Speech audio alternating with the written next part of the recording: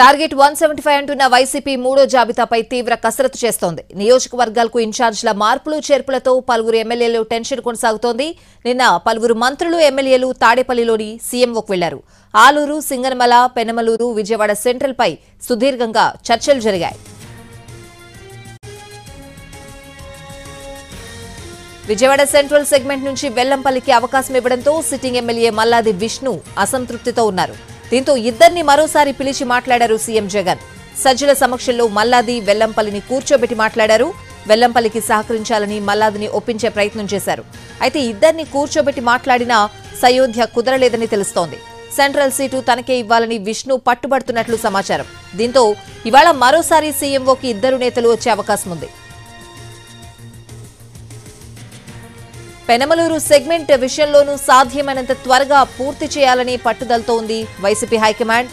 2 రోజులుగా sitting MLA పార్థసారథిని బుజ్జగిస్తున్నారు. పార్థసారథిని కలిసిన తరువాత అయోధ్య రామిరెడ్డి తాడేపల్లి వచ్చి సీఎంతో మాట్లాడారు. అయితే పార్థసారథి అసంతృప్తి చల్లారలేదని సమాచారం.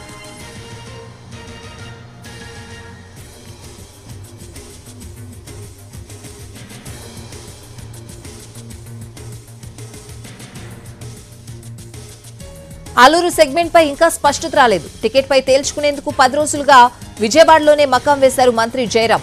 అటు ఆలూరులో మంత్రి జయరాం ఇంటి ఆవరణలో వైసీపీ ఎంపీపీలు, జెడ్పీటీసీలు, ముఖ్య నేతల సమావేశం నిర్వహించారు. ఆలూరు టికెట్ పై ఎటూ తేల్చలేదని మంత్రి గుమ్మనూరు జయరాం వర్గం తీవ్ర అసహనంతో ఉంది.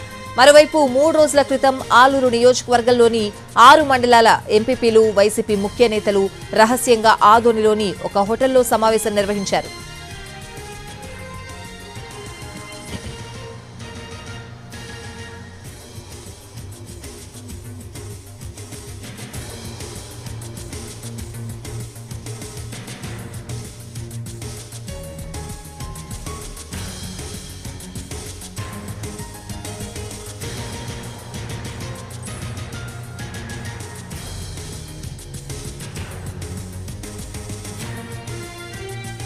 అనంతపురం జిల్లా సింగనమల ఎమ్మెల్యే జొన్నలగడ్డ పద్మావతి ప్రభుత్వంపై తాను చేసిన వ్యాఖ్యలకు సంబంధించి పార్టీ పెద్దలకు వివరణ ఇచ్చారు. సీఎంఓ పిలుపుతో తాడేపల్లి క్యాంపు కార్యాలయానికి వెళ్లిన ఆమె వైసీపీ పెద్దలను కలిశారు. తన వ్యాఖ్యలపై వివరణ ఇచ్చుకున్నారు. జొన్నలగడ్డకు పార్టీ పెద్దలు క్లాస్ ఇచ్చినట్లు సమాచారం. టీడీపీ నాయకులే కావాలని తనపై దుష్ప్రచారం చేస్తున్నారని ఆమె ఆరోపించారు. తాను వైసీపీకి, సీఎం జగన్ కు విధేయురాలనని అన్నారు. తాను పోరాడుతోంది అధికారులతోనేనని, చిన్న పనికి కూడా సీఎం జగన్ వద్దకు వెళ్లాల్సి వస్తోందని మాత్రమే అన్నానని, అయితే తాను చేసిన వ్యాఖ్యలను వక్రీకరించారని అన్నారు జొన్నలగడ్డ పద్మావతి.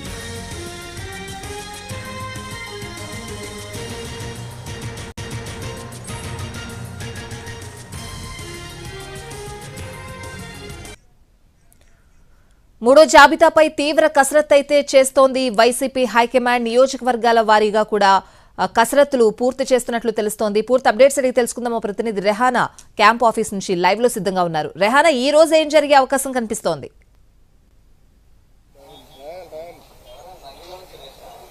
స్వాతి, ఇవాళ ఉదయం నుంచి కూడా పలువురు ఎమ్మెల్యేలు క్యాంప్ ఆఫీస్ కి చేరుకుంటా ఉన్నారు. ఇంకా సమయం మనం చూసుకున్నట్లయితే 10 కాకముందే చాలా మంది ఎమ్మెల్యేలు ఇప్పటికే క్యాంప్ కార్యాలయానికి క్యూ కట్టారు.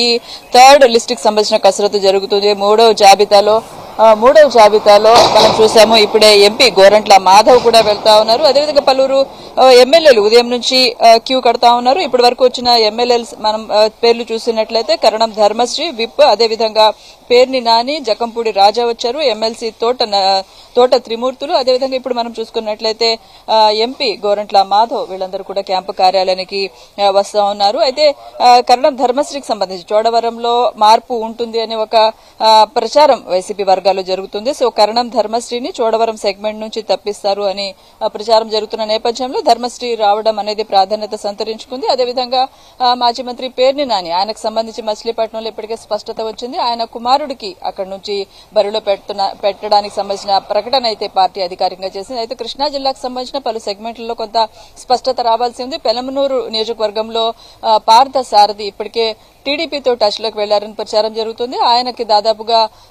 ఈ వైసీపీ పెట్టిన ఏవైతే పెనమలూరు నుంచి ఆయన బరిలో పెడతామని గానీ, ఆయన పెట్టిన ఇతర కండిషన్స్ సంబంధించి గానీ బహుశా ఆయన సంతృప్తి చెందలేదు. ఆయన పార్టీ మారతారని ప్రచారం జరుగుతోంది. ఇటువైపు విజయవాడ సెంట్రల్ కి సంబంధించి కూడా పంచాయతీ సెటిల్ కావాల్సి ఉంది. మల్లాది విష్ణుకు సంబంధించి సో ఇవాళ దానికి సంబంధించి కూడా బహుశా పేరుని నాని రావడం జరిగింది. ఇక మనం చూసుకున్నట్లయితే గోరంట్ల మాధవ్కి ఇప్పుడే పార్టీ చాలా స్పష్టంగా చెప్పింది హిందూపూర్ నుంచి ఆయనకు అవకాశం లేదని, అక్కడ మరో అభ్యర్థిని ఇప్పటికే ప్రకటించారు. అయితే ఇవాళ జరిగే మార్పులు మనం చూసుకున్నట్లయితే దాదాపు 25 నుంచి 30 నియోజకవర్గాల్లో అసెంబ్లీ అదేవిధంగా పార్లమెంటు నియోజకవర్గాల్లో సంబంధించిన కసరత్తు జరుగుతుంది.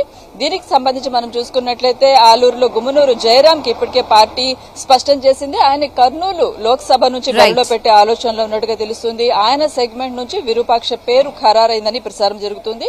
సో మొత్తం మీద ఇవాళ చేసే కసరత్తు ఇవాళ సాయంత్రానికి అనౌన్స్ చేస్తారా లేదంటే రేపు అనౌన్స్ చేస్తారా అనే అంశం మీద స్పష్టత లేకపోయినప్పుడు కూడా 25 నుంచి 30 నియోజకవర్గాల్లో మార్పులు చేర్పులు జరుగుతున్నాయి. దీనికి సంబంధించి ఇవాళ హోల్డే కసరత్తు జరుగుతుంది. పూర్తయినట్లయితే సాయంత్రానికి ఒక ప్రకటన వచ్చే అవకాశం ఉంటుంది. Swathi. Right Rehana, thanks for the updates.